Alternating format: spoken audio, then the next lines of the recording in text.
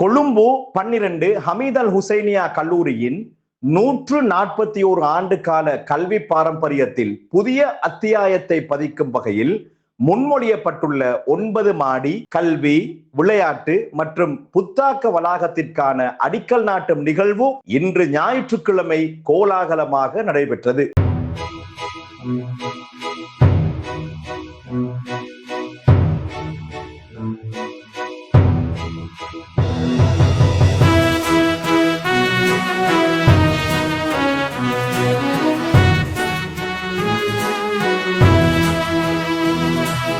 இந்த பாரிய கல்வி திட்டத்தின் புதிய கட்டிடத்திற்கு அல்ஹாஜ் இலியாஸ் அப்துல் கரீம் ஓம்னி பிளாக் என உத்தியோகபூர்வமாக பெயரிடப்பட்டதுடன் அதற்கான நினைவு கல்லும் திறந்து வைக்கப்பட்டது.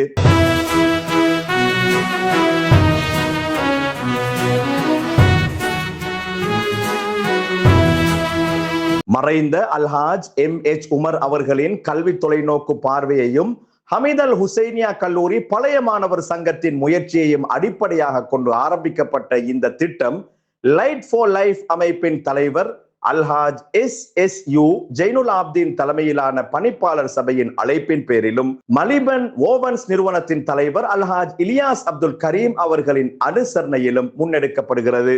இந்த நிகழ்வின் பிரதம அதிதியாக பிரதி சபாநாயகர் டாக்டர் ரிஸ்வி சாலி கலந்து கொண்டு சிறப்புரையாற்றினார்.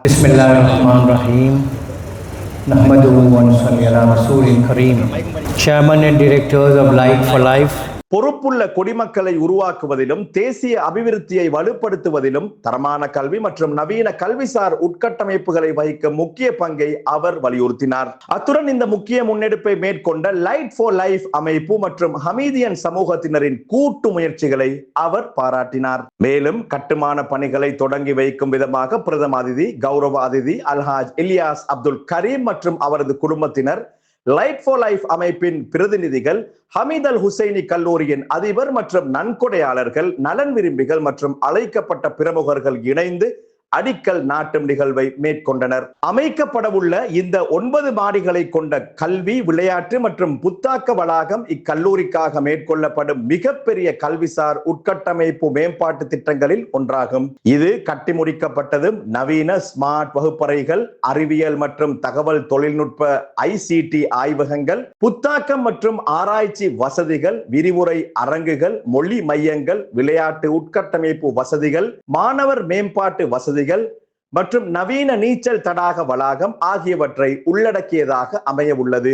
இந்நிகழ்வில் நாடாளுமன்ற உறுப்பினர் முஜிபுர் ரஹ்மான், முன்னாள் அமைச்சர் AHM ஃபௌசி, அகில இலங்கை ஜமியத்துல் உலமா சபையின் தலைவர் ரிஸ்வி முஃப்தி, வெளிநாட்டு தூதரக அதிகாரிகள், அரசு அதிகாரிகள், மத தலைவர்கள், கல்வியாளர்கள், அதிபர்கள், நன்கொடையாளர்கள், சமூக ஆர்வலர்கள், பழைய மாணவர்கள், நலன் விரும்பிகள், பெற்றோர்கள், மாணவர்கள் மற்றும் பொதுமக்கள் என பலதரப்பட்ட முக்கிய பிரமுகர்கள் கலந்து கொண்டனர். கல்வியின் மூலம் எதிர்கால தலைமுறையை வலுப்படுத்தும் நோக்கில் முன்னெடுக்கப்படும் இந்த மாபெரும் திட்டம் ஹமீத் அல் ஹுசைனியா கல்லூரியின் வரலாற்றில் நீடித்த கல்வி மரபை உருவாக்கும் முக்கிய முதலீடாக கல்வியாளர்கள் மற்றும் பழைய மாணவர்களால் வரவேற்கப்படுகிறது.